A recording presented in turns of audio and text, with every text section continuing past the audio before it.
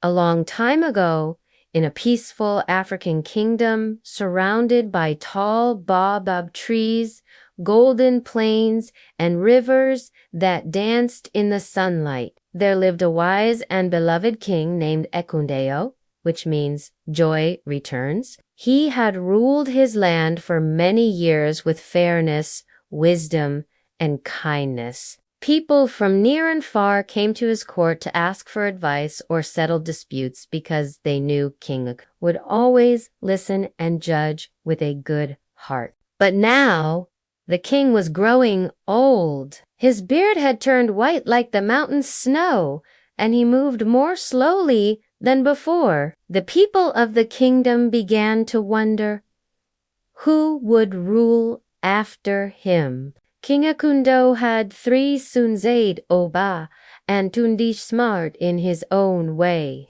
But the king did not want to choose a new ruler based only on age, strength, or even bravery. He wanted a ruler who had the wisdom to think beyond the surface, someone who could see things that others could not. One morning, the king gathered the people of the land in the village square. The drums sounded. The marketplace became quiet. Children sat on the shoulders of their parents to see the king.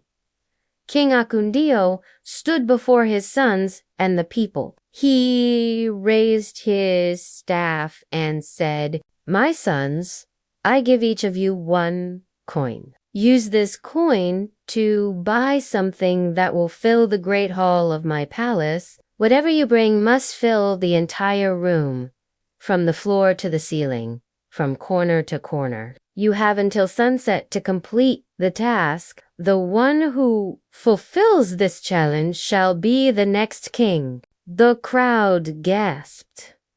What could one possibly buy with a single coin that could fill a large room? Prince Aid was the oldest. He was strong, tall, and proud. He believed that big problems required big solutions. He walked quickly to the market and looked around. After thinking for a while, he used his coin to buy a huge sack of cotton. He thought, cotton is light. I can spread it out and fill the room. He carried the cotton to the palace and began to spread it across the great hall. The cotton covered the floor, the tables, the chairs. It piled up high, but no matter how much he fluffed it, there were still spaces in the room. Aid looked nervous, but he stood tall. "I have done well," he said to himself. Prince Oba was clever and quick. He believed in creative solutions. At the market, he used his coin to buy a large sack of chicken feathers. "Feathers are even lighter than cotton," he thought. "They'll float in the air and fill the room completely." When he returned to the palace, he released the feathers into the great hall. They floated and danced through the air. For a moment, it looked magical. But as the windows let in a breeze, the feathers blew out the doors and windows. The room was only half full. Oba frowned, but told himself, "I was smarter than Aid. Surely I've won." Prince Tund, the youngest, was quiet and thoughtful. He did not rush to the market. He sat under a mango tree and closed his eyes. He thought deeply about the king's words. Something that will fill the room, but only with 1 coin. He watched the birds fly across the sky. He listened to the wind whispering through the leaves. And then he smiled. Tund walked to the market as the sun began to lower in the sky. He used his single coin to buy a small clay lamp and a little oil. The seller looked at him strangely. "You only bought a lamp. It won't fill anything." But Tunda simply bowed and returned to the palace. By sunset, all 3 sons stood before King Akindeo in the great hall. First came Aid with his piles of cotton. Next was Oba with feathers fluttering on the floor. Finally came Tund, holding only a small clay lamp. The king looked at the cotton and the feathers.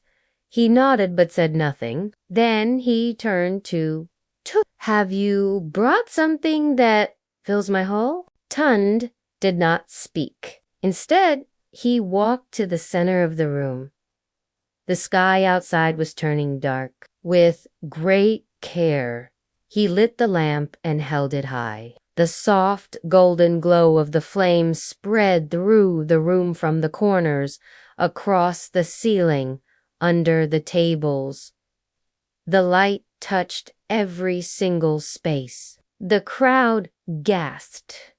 King Akundeo smiled, his eyes full of joy and pride. He said, Tunda has brought something that fills the room, though it takes up no space. He has brought something money cannot buy: wisdom, patience, and light.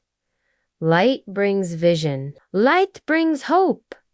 Light leads the way. And so let it be known throughout the land, Tund shall be the next king. The people cheered. The drums sounded once more, but this time they celebrated a new beginning, one led not by strength or cleverness alone, but by wisdom and light. True wisdom often shines in quiet and thoughtful actions, not loud or showy ones. Sometimes the smallest thing, like a flame, can fill the largest space.